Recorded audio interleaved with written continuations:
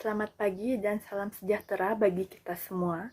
Kepada yang terhormat Bapak Ana Agung Ngurah Kusumajaya, SPMPH selaku Direktur Poltekkes Denpasar, yang saya hormati Ibu Gusti Ayu Marheni SKM M Biomed selaku Wakil Direktur 1, yang saya hormati Bapak Idewo Putu Gede Putrayase SKP MKep SPMB selaku Wakil Direktur 2, yang saya hormati Bapak Inyoman Gejir SSI TMKes selaku Wakil Direktur 3, yang saya hormati Ibu I Gusti Ayu Sri Diana Putri SKM MPH selaku dosen komunikasi dan teman-teman yang saya banggakan. Pertama-tama, marilah kita panjatkan puji dan rasa syukur kehadirat Tuhan Yang Maha Esa, karena berkat karunia dan nikmatnya, kita semua masih diberi kekuatan dan kesehatan lahir maupun batin. Pada kesempatan yang diberikan ini, izinkan saya, Made Adia Anggarayani, menyampaikan suatu pidato singkat mengenai pentingnya melakukan pemeriksaan gula darah. Di masa ini, masih banyak sekali orang yang menyepelekan pemeriksaan kadar gula darah. Padahal, jika kita melakukan pemeriksaan sejak dini, kita jadi bisa mengetahui apakah kita kekurangan atau kelebihan gula darah dan dapat mengetahui penyakit diabetes. Tes gula darah adalah pemeriksaan untuk mengetahui kadar gula atau glukosa dalam darah. Pemeriksaan ini seringkali digunakan untuk memantau dan mendiagnosis penyakit diabetes. Pemeriksaan gula darah juga diperlukan untuk menyediakan informasi bagi dokter yang kemudian bermanfaat dalam menentukan pengobatan diabetes. Tak hanya itu, tes gula darah juga diperlukan untuk mengendalikan dan mencegah komplikasi bagi pengidap diabetes. Secara umum, fungsi tes gula darah yaitu yang pertama, memantau efektivitas obat diabetes pada kadar gula darah, mengidentifikasi kadar gula darah baik yang tinggi maupun rendah, memantau perkembangan penderita dalam mencapai target pengobatan diabetes, dan melihat pengaruh olahraga dan pola makan terhadap kadar gula darah, serta melihat pengaruh faktor lain seperti penyakit tertentu atau stres.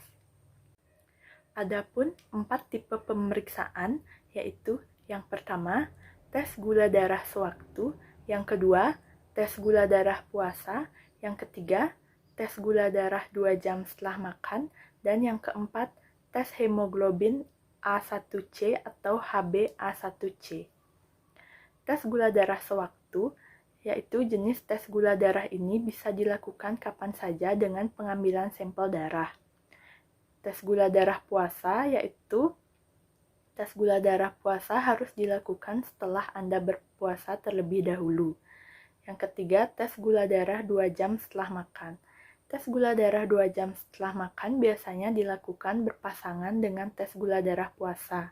Tes ini bertujuan mengetahui kemampuan tubuh Anda dalam mengatur kadar gula darah. Kadar gula darah akan meninggi setelah 2 jam makan, lalu akan kembali turun pada 2-3 jam sesudah Anda makan. Dan yang keempat, tes hemoglobin A1C atau HbA1c. Prosedur tes ini juga dijalani dengan pengambilan sampel darah untuk menilai kadar gula darah Anda pada 2-3 bulan terakhir. Tes gula darah dapat dilakukan dengan 2 cara, yaitu pengambilan darah melalui pembuluh darah vena atau menggunakan alat khusus pengukur gula darah atau glukometer. Apa yang harus dilakukan bila hasil tes gula darah positif? Pasien dengan kadar gula darah yang tidak normal tidak selalu memerlukan obat-obatan. Pasalnya, kondisi stres dan konsumsi obat-obatan tertentu dapat mempengaruhi kadar glukosa. Oleh sebab itu, berkonsultasilah dengan dokter untuk memastikan penyebab dari hasil tes glukosa yang tidak normal tersebut. Adapun cara yang dapat kita terapkan untuk menjaga kadar gula darah agar tetap normal, yaitu yang pertama, menerapkan pola makan sehat. Yang kedua, menjalani olahraga secara rutin. Yang ketiga, menjaga berat badan ideal. Yang keempat, mengelola stres dengan baik. Dan yang kelima, melakukan pengecekan gula darah secara rutin. Sekarang, kita sudah tahu betapa pentingnya melakukan tes gula darah sejak dini agar kita terhindar dari penyakit diabetes. Perlu disadari bahwa kesehatan itu harganya memang sangat mahal. Maka dari itu, menjaga kesehatan adalah hal yang begitu penting. Jika kesehatan ini terjaga dengan baik, kita dapat melaksanakan kegiatan sehari-hari dengan lancar dan bisa meraih prestasi yang lebih banyak di masa depan.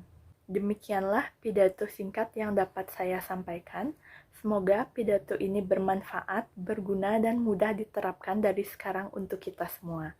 Mohon maaf apabila ada kesalahan dalam bertutur kata.